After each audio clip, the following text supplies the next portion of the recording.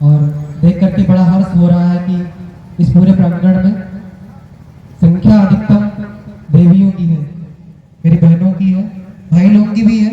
हम लोग भी इस जिम्मेदारी पे खड़े हैं, ऐसी जगह खड़े हैं जहां मुझे अपनी बहन के लिए सारी जिम्मेदारी का निर्वहन करना है, क्योंकि समाज ऐसा है, ये सोसाइटी ऐसी है, हमारा परिवार ऐसा है, ये पूरा का पूरा परिवेश ऐसा है कि जहाँ पर इनको आगे ले जाने के लिए हम लोग को पूरा का पूरा पुरुषार्थ, पूरी मेहनत करनी है।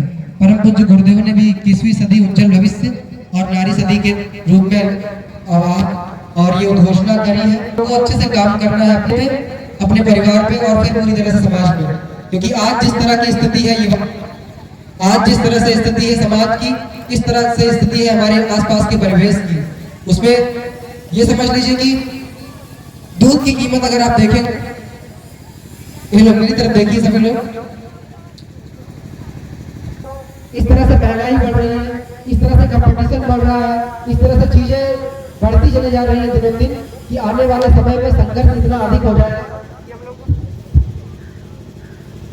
कि हम लोग को सरवाइव करना इतना मुश्किल होगा जिसका हिसाब लगाना आप खुद कैसे लगा सकते हैं मैं बताता हूँ आपको। आप सोच के देखिए कि दूध की कीमत क्या है गांव में, पानी डालिए 50 रुपए लीटर, ठीक, और गांव में चले जाएंगे तो 40 रुपए लीटर।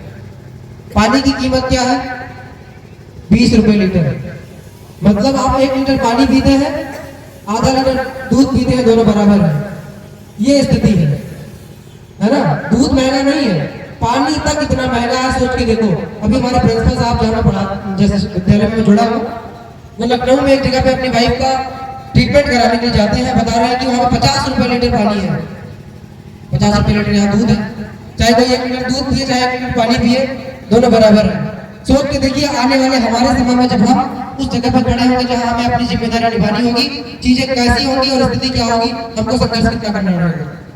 और जब ऐसी स्थिति में युवा भटकते हुए नजर आ रहे हैं, युवा ना उसकी रुचि पढ़ाई में है, ना किसी उद्यम के प्रति है, ना वो अच्छे से बिजनेस करना चाहता है, ना उसके दिमाग में क्रिएटिविटी है, ना उसके दिमाग में इन्वेंटिव उसका दिमाग है, ऐसा कुछ भी नहीं है। तो फिर समस्या आपके सामने खड़ी है। लड़ने के लिए तैयार रहना, और लड़ने में तैयार कैसे रहेंगे, हमारे पास कोई हथियार नहीं है। शिक्षा एक था पूरी तरह से खत्म है, कुछ भी नहीं है। विद्यालय में घुस जाइए, देखिए सिलेबस देखिए, बच्चों के पढ़ने का मानसिक स्तर देखिए, कंसंट्रेशन पावर देखिए, आप देखेंगे हर जगह पे हम लोग जीरो के आसपास भटकते हुए नजर आएंगे। जीरो के आसपास, 0 से 1 के बीच में भटकते हुए हमारी पढ़ाई में, हर चीज में, किसी भी चीज में होगा क्या, यही होगा कि अभी है बल तुम्हारी बाजुओं में। क्यों यह युवा सम्मेलन आज रखा गया? शायद इसलिए कि सबसे ज्यादा ऊर्जा प्रकृति युवाओं के शरीर में उड़ती है। ये बात अलग है कि कोई कितने भी उम्र का हो, युवा की परिभाषा उम्र से कभी नहीं होती, लेकिन ये भी बात सही है कि जितनी तेजी से मैं दौड़ सकता हूँ, मेरे बाबा जी उतनी तेजी से नहीं दौड़ सकते। ये है ना, तो उम्र का अपना एक विशेष प्रभाव है। ये बात भी ठीक है कि उम्र से कोई नहीं युवा होता, बट इस उम्र का, जिस उम्र में हम बैठे हैं, इसका भी अपना एक विशेष प्रभाव है। इसलिए युवा सम्मेलन रखा गया। अभी है बल तुम्हारी बाजुओं में। एक बड़े कवि है देश की, वो कहते हैं कि जो कुछ करना है अभी कर लो, बुढ़ापे में सीढ़ियां भी चढ़ उतर नहीं पाओगे। मन में आएगा, मान लो बहुत ऊर्जा आ गई, बहुत उल्लास आ गया कि ये कर लेंगे वो कर लेंगे, पर एक पैर आगे बढ़ाया, लड़खड़ा के गिर गए। आपको पता है कि हमारे घर में जो बुजुर्ग है, मेरे बाबा जी को और बाकी बुजुर्गों से मिलता हूँ तो मैं कुछ देर उनके पास बैठने की कोशिश करता हूँ, तो ये मिलता है कि उनके मन में इस समय, क्योंकि पूरे जीवन का जो उनको अनुभव मिला है, वो अनुभव बहुत काम का है, पर उनका शरीर बेकाम का है, वो अब कुछ नहीं कर सकते। तो चाहते क्या है कि युवा मेरी बात सुने, मेरे पास जो अनुभव है उस हिसाब से युवा, मेरे घर की बहनें, मेरे घर के भाई वैसा काम करें। आदरणीय बाबा जी बैठे वहाँ पे स्टॉल के बीच में, कल वो सर जी से बात कर रहे थे, मैंने उनकी बात को नोटिस किया। वो बोल रहे थे कि हमारे पास 25 से 24 बेटियां हैं, सर जी से बात कर रहे थे। मैं आपको उन्हें सौंपता हूँ, मेरी इच्छा है, मेरे अंदर बहुत दर्द है, मैं बहुत छटपटाता हूँ इस बात को कि मैं उनको आपको सौंपूंगा, सुपुर्द करूंगा और आप उन्हें अपने हिसाब से अपने साझे में डाल दीजिए। और मुझे बहुत बेहद खुशी हुई। क्यों? शायद इसलिए कि वो शरीर और उतनी ऊर्जा, क्योंकि देखिए सारे युवा, सारे बच्चे बुजुर्गों के हिसाब से नहीं चलेंगे। क्यों? क्योंकि उनकी पढ़ाई में, उनके संस्कार में, उनकी चीजों में ऐसी शामिल हो गई कि अरे बाबा जी, है ना, तो वो नहीं, उनको चाहिए कोई एक नया मार्गदर्शक जो पूरी तरह से ऊर्जा से प्रेरणा से ओतप्रोत हो और नई चीजों को लेकर साथ चलता हो। तो बाबा जी को शायद इसी बात का दर्द होगा, इसी बात का दुख होगा कि अब मेरी बात नहीं सुनते हैं तो मैं किसी एक ऐसे व्यक्ति को सौंप दूं जिसके अंदर भी मेरे जैसा ही अनुभव है, मेरे जैसा ही कुछ अच्छा सा कमाल का है उनके पास, क्योंकि वो जो चीज हमारे पास होती है ना उसकी कीमत हमको नहीं समझ में आती है ना। हमारे मम्मी पापा अगर मान लो टीचर है तो हम घर में क्यों नहीं पढ़ पाते? सिर्फ इसीलिए कि दीपक कलिया मेरा जो हमारे पास होती है उसकी कीमत हमें नहीं समझ में आती। आप लोग स्कूल में पढ़ने वाले छात्र हैं, एक छोटी सी कहावत है, the grass is always greener outside the fence. मतलब हमारा जो खेत है उससे बगल वाला जो खेत की घास है वो हमें हमेशा ज्यादा हरी दिखती है, अपनी घास हरी नहीं दिखती। तो अपने घर से हम चीजें कम सीख पाते हैं, इसीलिए बाबा जी ने ये बात कही। मैं आपसे बोल क्या रहा था कि अभी है बल तुम्हारी इस बाजुओं में, अभी इतिहास गढ़ने का समय है, अभी से शस्त्र अपने छोड़ना मत, अभी तो युद्ध लड़ने का समय है, अभी तुमको ही समंदर में उतरकर खजाना मोतियों का ढूंढना है। गगन धरती के राजा बस तुम ही हो, समय की मांग है ये योजना है। गगन धरती के राजा बस तुम ही हो, समय की मांग है ये योजना है। निरंतर कोशिशें करते रहो बस, सफलता के लिए रुकना मना है, सफलता के लिए रुकना मना है। आप सोच के देखिए, आज युवाओं को धक्का देना पड़ता है, इस तरह के कार्यक्रम में बुलाना पड़ता है, तब कहीं जाकर के उसके अंदर ऊर्जा आती है, थोड़ी सी एनर्जी आती है, संकल्प लेने का यह भाव आता है कि नहीं हम तो गलत कर रहे हैं, हम जो कर रहे हैं वो तो कुछ भी नहीं है, वो तो कुछ भी नहीं है, कुछ करना चाहिए। ये प्रेरणा उस युवा के अंदर खुद से स्वयं आनी चाहिए थी, पर नहीं आती है। तो इस तरह के कार्यक्रमों की आवश्यकता है। आज युवा सम्मेलन रखा गया है, आप लोग निश्चित रूप से यहाँ इस प्रांगण में बैठे हैं तो सिर्फ शब्दों की ताकत आपके मन में नहीं आ रही है, इसमें गुरुदेव की सघन ऊर्जा और जिसको बोलते हैं उनकी सूक्ष्म उपस्थिति में पूरी तरह से कार्यक्रम हो रहा है। अगर आप अपने मन को स्थूल नहीं कर पाइए, इस बात को महसूस कर पाइए, तो यहाँ से जाने के बाद आप अपने आप पूरा एकदम लैस होकर के जाएंगे, किससे पूरा एनर्जी से भर के जाएंगे। और अगर आप यहाँ से जाने के बाद में कहीं और दिमाग भटकाते नहीं है, सेल्फ एनालिसिस करते हैं, अपने बारे में चिंतन करना शुरू करते हैं और मैं किस तरह से समाज में योगदान दे सकता हूँ, इस बात को सोचने की कोशिश करेंगे, तो निश्चित रूप से आपका दिमाग एक वैज्ञानिक की तरह से हो जाएगा, इन्वेंटिव हो जाएगा। और कभी कहते हैं कभी किसी एडिसन ने दुनिया को बल्ब दिया, कभी किसी वैज्ञानिक ने किसी को कुछ दिया, किसी एक वैज्ञानिक ने ये माइक भी बनाया जिसे मैं बोलता हूँ तो आप तक आवाज पहुंचती है, वो भी तो कोई व्यक्ति होगा।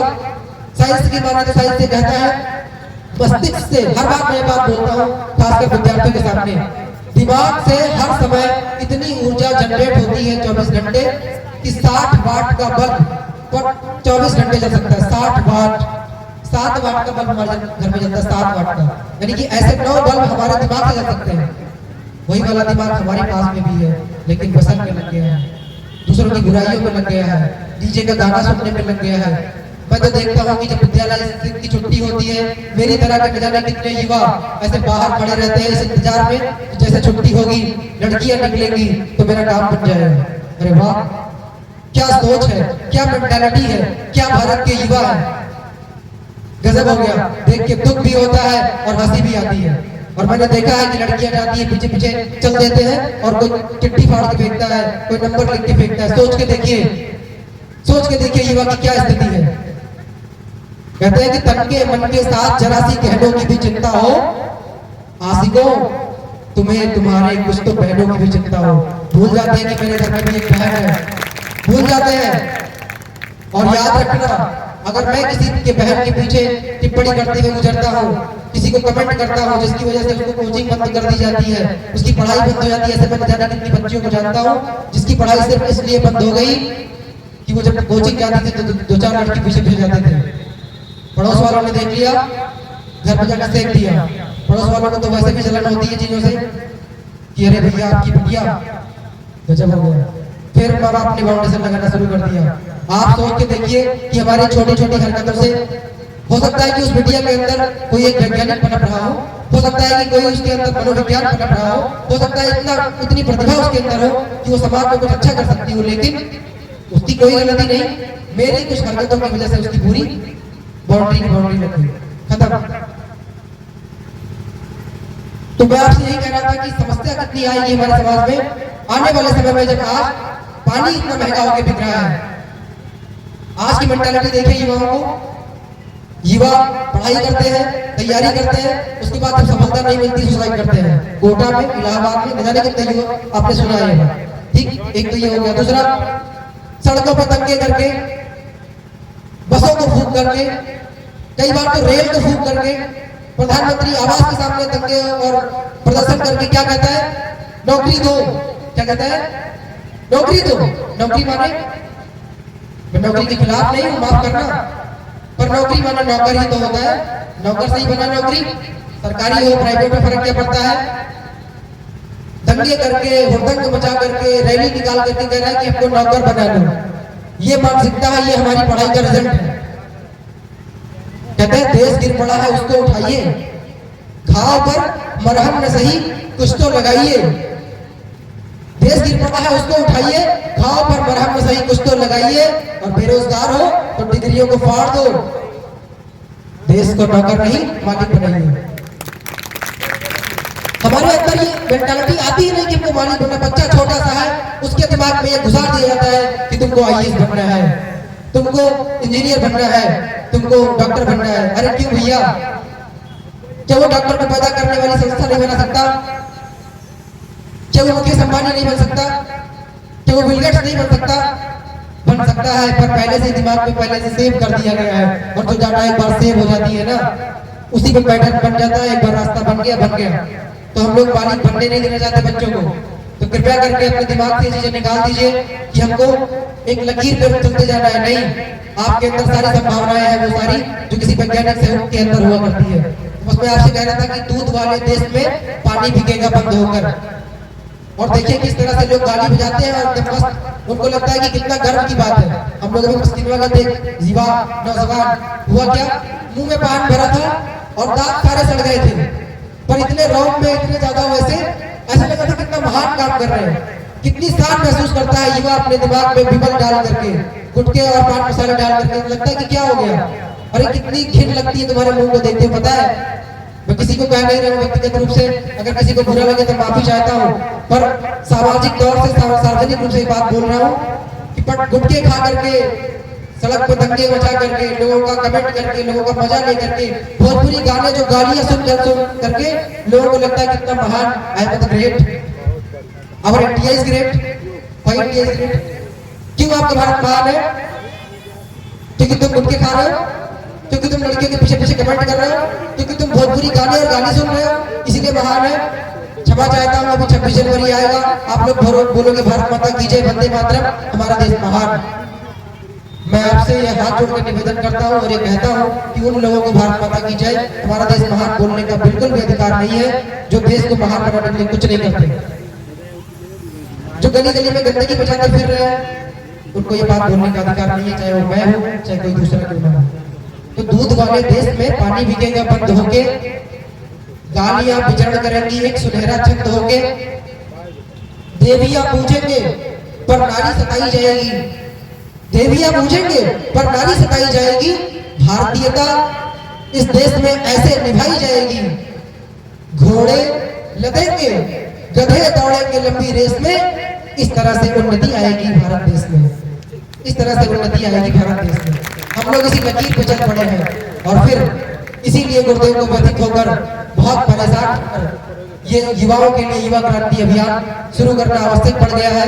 वरना ये सिर्फ कथा का मंच है, ये यज्ञ का मंच है।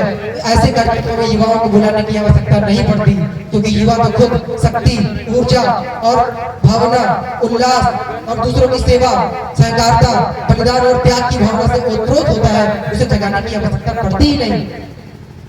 इसीलिए जहाँ पे बुजुर्गों को होना चाहिए था, जहाँ पे वरिष्ठों को होना चाहिए था, वहाँ पे आज युवाओं को बैठाने की आवश्यकता पड़ गई। इसीलिए युवा सम्मेलन का कार्यक्रम रखा गया है। आप लोग बिल्कुल इन सब भावनाओं को, इन सब मानसिकता के साथ यहाँ बैठिएगा कि हम लोग देश के ऐसे जिम्मेदार व्यक्ति हैं जिनको देश में अगले दिनों कुछ ना कुछ या नहीं, बहुत कुछ आपको जिम्मेदारी के साथ निर्वहन करना है, लोगों का मार्गदर्शन करना है और अपने जीवन को ऐसा बनाना है जिससे कहा जा सके कि अपना देश महान है, जिसको देख के बोला जा सके कि हाँ हमारा देश सच में महान है। बस अब इसके बाद हमारे बीच में अंशिका दीदी है, बहनें हमारे बीच में उपस्थित है, तो हम चाहेंगे कि एक प्रज्ञा गीत इसके बाद दीदी का उद्बोधन और दीदी यहाँ पे जब तक आएंगे एक प्रज्ञा गीत और फिर हम लोग आगे का कार्यक्रम निश्चित रूप से अच्छे ऐसे ही जारी रखेंगे समापन तक पहुंचेंगे।